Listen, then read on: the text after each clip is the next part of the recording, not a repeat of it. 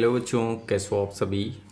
आज की इस वीडियो में मैं आपका क्लास 10th मैथमेटिक्स में जो आपका चैप्टर है त्रिकोणमिति का परिचय, इंट्रोडक्शन ऑफ ट्रिग्नोमेट्री, उसका एक्सरसाइज 8.1 के क्वेश्चन नंबर 3 एंड 4 सॉल्व करने वाले हैं।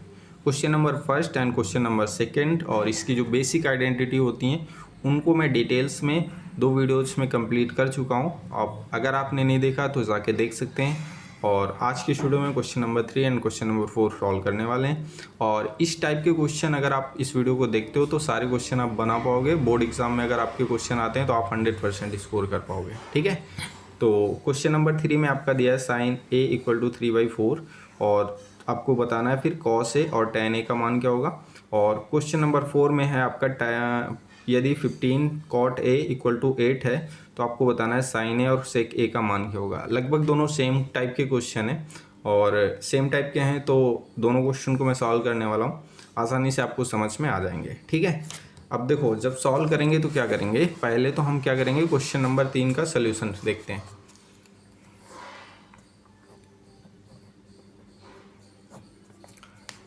यहाँ पे हमको दिया है एक रेशियो का वैल्यू दिया है और इसमें हमें कहा गया साइन ए जो है वो 3/4 है।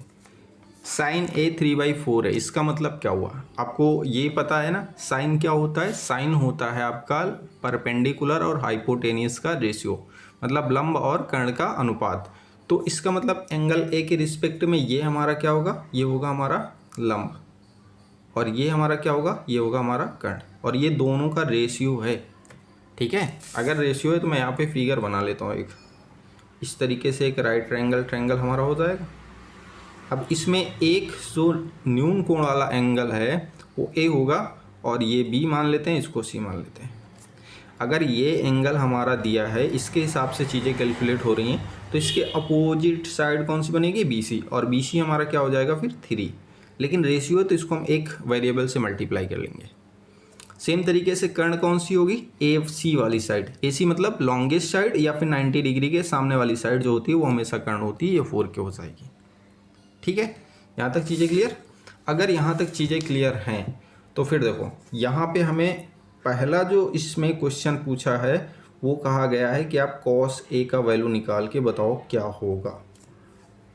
अब कॉस ए तो निकाल सकते हैं, कैसे निकाल सकते हैं ये भी आपको बताया है कि जो कॉस ए होता है वो एंगल ए के रिस्पेक्ट में बेस मतलब आधार और कर्ण का रेशियो होता है।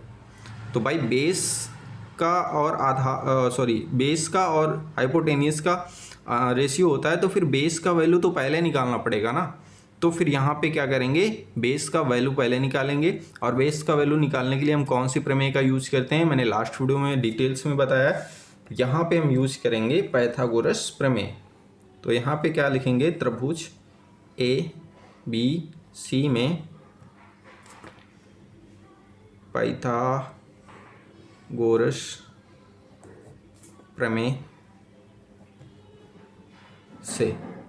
ठीक, पाइथागोरस प्रमेय क्या होती है आपको पता होगा कि आपका जो यहाँ पे कर्ण का स्क्वायर होगा वो अदर दो साइड के स्क्वायर के सम के बराबर होगा। मतलब ये हुआ कि यहाँ से ए सी का जो स्क्वायर होगा वो हमारा ए बी के स्क्वायर प्लस बी सी के स्क्वायर के बराबर होगा। अब यहाँ पे हम वैल्यू रखेंगे, देखो हमारा ए सी का वैल्यू कितना है, ए सी का वैल्यू 4 के और बी सी का वैल्यू कितना है 3 के। हमें ए बी का वैल्यू निकालना है तो यहाँ पे हम रख देते हैं वैल्यू, यहाँ पे हो जाएगा 4k का स्क्वायर बराबर ए बी ही तो हमें निकालना है, ए बी का स्क्वायर प्लस बी सी का हमारा हो जाएगा 3k स्क्वायर। अब यहाँ से हम ए बी का वैल्यू निकालने के लिए हम क्या करेंगे, ट्रांसफर पक्षांतर करेंगे। तो यहाँ से हमारा कितना हो जाएगा 16k square 16k square minus 9k square और यहाँ से हमारा फिर ए बी स्क्वायर जो होगा ये बचेगा 7k स्क्वायर और यहाँ से ए बी का जो वैल्यू आएगा दोनों तरफ से स्क्वायर रूट करने पे वो आएगा √7k। ठीक है, मतलब ये हुआ कि ये वाली जो साइड है वो कितनी आ गई, वो आ गई हमारी √7k। अब हमसे कुछ भी पूछ ले, कोई भी रेशियो पूछ ले, आप आसानी से बता पाओगे। हमसे पहला इसी में क्वेश्चन पूछा था कि कॉस ए का क्या मान होगा, कॉस ए का क्या मान होगा। तो कॉस क्या होता है, कॉस होता है आपका आधार बटे कर्ण। अब इस वाले ट्रायंगल में कॉस ए के हिसाब से आधार क्या होगा, आप कमेंट में बताओ जरूर से ज़रूर कि कॉस ए अगर दिया गया है तो आपको आधार अगर सेलेक्ट करना तो कौन सी साइड होगी, ए बी होगी या बी सी होगी। इस वाले फिगर की बात कर रहे हैं। तो यहाँ से हमें ए के रिस्पेक्ट में आपको बताया था कि जो उसकी एडजेसेंट साइड होती है, संगत कोण भुजा होती है, वो होती है। तो ए बी हमारा यहाँ पे बेस होगा और ए सी हमारा क्या होगा, वो हमारा कर्ण होगा। तो यहाँ से क्या होगा, ये हो जाएगा ए बी बटे ए सी। यहाँ तक चीज़ें क्लियर। अब ए बी का वैल्यू और ए सी का वैल्यू यहाँ से पुट करते हैं। तो ए बी का वैल्यू यहाँ पे फिगर में देखो, ए बी का वैल्यू कितना है √7 के, और ए सी का वैल्यू कितना है 4 के। तो यहाँ से हमारा आएगा √7 के अपॉन 4 के से के कैंसल आउट होगा। यहाँ से हमारा आएगा √7 अपॉन 4। ये हमारा होगा पहला आंसर। तो क्या मैं सेकेंड क्वेश्चन जो इसी में पूछा गया है, सेकेंड क्वेश्चन का हमें पूछा गया है कि tan a का मान क्या होगा। तो tan a के लिए मैं क्या आपको होमवर्क दे दूं, आप आसानी से निकाल पाओगे tan a। tan a क्या होता है, tan a का रेशियो लिखो, tan a का फिर उसके बाद उनकी साइड सेलेक्ट करो, उसके बाद फिर उसका वैल्यू लिखो, और फिर जो आपका वेरिएबल है k वो कैंसिल आउट होगा, और जो रिमेनिंग आपका आंसर आएगा वही फाइनल आंसर होगा। ठीक है, तो ये आपका होमवर्क होगा पहले क्वेश्चन का। आप इसको बताओ कि आपका आंसर क्या आएगा। ठीक है, चलिए मैं 4 नंबर क्वेश्चन पे मूव करता हूँ। क्वेश्चन नंबर 4 में फिर से एक बार पढ़ लेता हूँ। यदि 15 cot a = 8 हो तो sin a और sec a का मान क्या होगा। ठीक है, तो सॉल्व करेंगे, देखते हैं कैसे सॉल्व करते हैं। हर एक स्टेप आपको डिटेल्स में बता रहा हूँ। तो आपका काम यह है कि आप वीडियो को लाइक करें, शेयर करें और चैनल पर सब्सक्राइब जरूर कर लें। ठीक है, अब देखो यहाँ पे गिवन है, ठीक, क्या दिया है, 15 cot a = 8। अगर हमको 15 cot a = 8 दिया है तो मैं इसको ऐसे भी तो लिख सकता हूँ। अब सेम तरीके से जैसे हमने लास्ट क्वेश्चन में किया था कि ये आपका cot a होता है, इसका मतलब होता है कि एंगल a के रिस्पेक्ट में, कोई भी राइट एंगल ट्रायंगल है उसमें एंगल a के रिस्पेक्ट में आधार और लंब का अनुपात क्या होता है, आधार और लंब का अनुपात। क्योंकि cot a जो होता है वो आधार बटे लंब होता है। इसका मतलब जो ऊपर जो न्यूमरेटर में साइड दी गई है, मतलब जो वैल्यू दिया गया वो आधार का रेशियो होगा, और डिनोमिनेटर में जो रेशियो दिया गया है वो आपका लंब का रेशियो होगा। तो फिर से मैं एक फिगर बना लेता हूँ यहाँ पे, और फिगर से चीज़ें थोड़ा सा आसान हो जाती हैं। और आपके एग्ज़ाम में अगर ऐसे क्वेश्चन आते हैं तो आप फिगर ज़रूर बनाइएगा, आप स्केल वगैरह का यूज कीजिए ताकि आपका आसानी से और अच्छा सा फिगर बने। इस एंगल को बी ले लेते हैं, इसमें ये एंगल हमारा ए हो जाएगा, इसको सी में। हमें क्या निकालना है, पहला क्वेश्चन इसी में देखो, यहाँ पे हमें क्या निकालना है, साइन ए का वैल्यू। अब साइन ए निकालना है तो इसके हिसाब से ये हमारा एंगल होगा, इसके अपोजिट साइड बी सी हमारा परपेंडिकुलर लंब होगा, तो ये हो जाएगा 15, और इसको मैं वेरिएबल से मल्टीप्लाई कर लेता हूँ, 15 के हो जाएगा। और उसके बाद फिर यहाँ पे ये लंब होगा, हो गया। उसके बाद आधार कौन सी साइड बचेगी, ए बी, तो ये हो जाएगी 8 के। अब हमें साइन निकालना है, क्वेश्चन में क्या गया, साइन का वैल्यू आपको बताना है।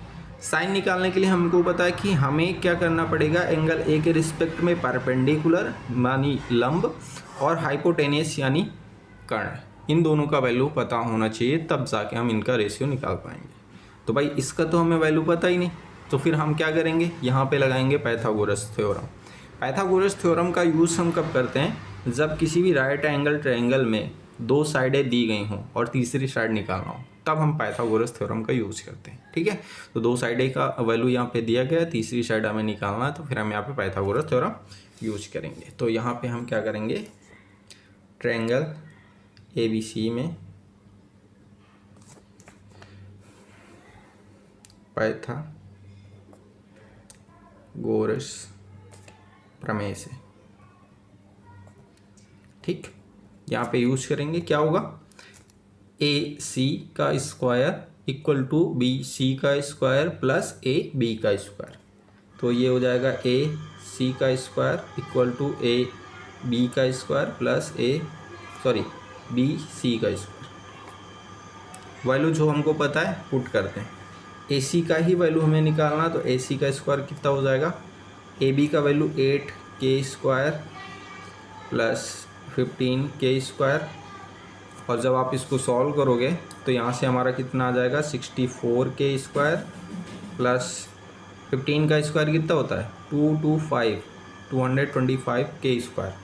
दोनों को ऐड करेंगे तो हो जाएगा 289 के स्क्वायर। तो यहाँ से हमारा ए सी का वैल्यू कितना आएगा, क्योंकि ये ए सी के स्क्वायर का वैल्यू, तो दोनों तरफ का स्क्वायर रूट करेंगे तो ये इसका जो होता है स्क्वायर रूट होता है 17 और के स्क्वायर का हो जाएगा के। तो यहाँ से हमारा जो ए सी का वैल्यू आया है वो कितना आया है 17 के। मतलब ये वाली जो फिगर की साइड है ये वाली, ये है 17 के।